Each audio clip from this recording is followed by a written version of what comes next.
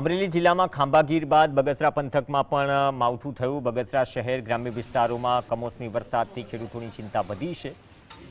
સુડાબડ, લુંધિયા, સાપર સહિતના ગામોમાં બપોર બાદ વરસાદી ઝાપટા પડ્યા।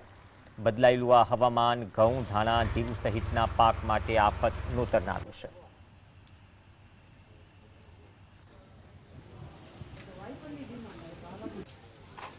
તો વિસાવદરમાં પણ હવામાન બદલાયું। માર્કેટિંગ યાર્ડના દ્રશ્યો છે। પાકની બોરીઓ ખુલ્લામાં પડી છે। જણસ ઘણી જગ્યાએ પલળી હતી।